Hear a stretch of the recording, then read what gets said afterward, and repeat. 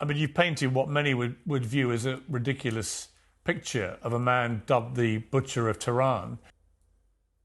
Well, obviously, what you're saying is inaccurate to say the least. I would say the butchers are in London, in Washington, the people who destroyed Iraq, Afghanistan, Yemen during the uh, disgraceful genocide there, the dirty war in Syria, the destruction of Libya, the sanctions on Venezuela and Cuba. I think that the real monsters are actually much more closer to home. He wasn't executing people. He was in the judiciary at the time, and the people who you're alluding to, and the numbers are far less than what you claim, they're actually, this is something that your government should be ashamed of. These are people who fought against Iran. They fought for Saddam Hussein as foot soldiers. They betrayed the country. They carried out bomb attacks in this country, killing up to 17,000 people, including a president, a prime minister, and a head of judiciary. A bomb explosion near my house when I was a school student. I was getting ready to go to school. Uh, it killed 9 to 11 people, including an Armenian family of four. These are the people who you're saying they were murdered by Iranians. No, in Iran, no one has any sympathy for the MEK terrorist organization, which today has a major base in Albania and it has offices across Europe and North America. So it is your government that's supporting terrorism. It is your government and your governments that are really the brutal regimes that the Professor, you came on and said you came on and spun this sort of stuff last time with the same smirk that you're doing it with this time. And the reason I find the smirk so irksome is because everybody actually outside of your office right now is looking at this thinking, is this guy for real? Given that Iran's tentacles in terms of terrorism are very transparently flowing through the three H's, as I described them, Hezbollah, Houthis, Hamas. We know that your country, Iran, through its regime, has been responsible for horrendous terrorism now for a very long time.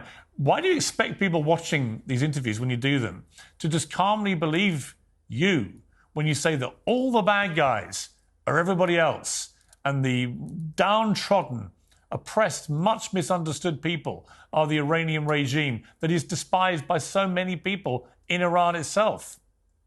No, and Iran will see during the funeral ceremonies how popular President Raisi was. Just like General Soleimani 4 years ago, people like you were saying the same thing about him.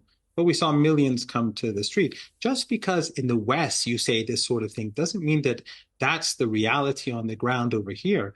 Hezbollah was a group that was created as a result of the Israeli regime's invasion of Lebanon. They went and captured the capital in 1982. Hezbollah was created as a result of this illegitimate and brutal occupation. They expelled the brutal apartheid ethno-supremacist regime from Lebanon. And Hamas and other groups in Palestine are the result of 76 years of oppression, ethnic cleansing, and brutality and apartheid from this same regime.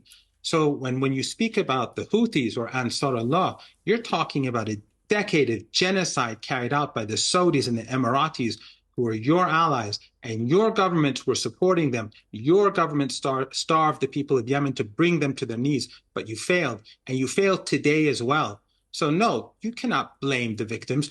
9/11, we were told that Al-Qaeda carried out the attacks on the Twin Towers. Who was Al-Qaeda? They were working with you in Afghanistan. And then 10 years later in Syria and in Libya, Al-Qaeda was cooperating with you. We have an email from Jake Sullivan, February the 12th, 2012, where he sent to Hillary Clinton, where he said in Syria, Al-Qaeda is on our side. The dirty war in Syria, the dirty war in Libya is yours. These are your crimes and you cannot escape from it. So we are the victims and your ugly empire is guilty as it is guilty in the genocide today in Gaza. No, in the West, you objectify women, you commodify women, and you sexualize women, and you have Epsteins and many Epsteins who control. Well, we give women the freedom to dress how they wish. Why would you decline them that freedom? We in Iran, we have women pilots, we have women scientists. Mm. My boss at the University of Tehran, the dean of my faculty is a woman. For the 21 years that I've been an academic at the University of Tehran, 17 and a half of those years, the dean of my faculty was one woman or another. Don't misrepresent Iran. It doesn't work anymore, Pierce. Your Western empire is on the decline. The whole of the global South is witnessing the crimes that are being carried out by your regimes, and your declining regimes are now despised by your own people. You're crushing people, students who are protesting genocide. You're not even crushing students who are protesting your own government for something that they're doing at home. You're crushing students for protesting genocide in another country. But you can't tolerate that. And your media is controlled by a group of rich people. They control the narrative, and you call that a democracy. Your choice is either Hillary Clinton or Biden or Trump.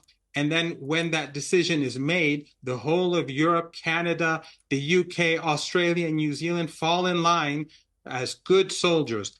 You don't have democracies.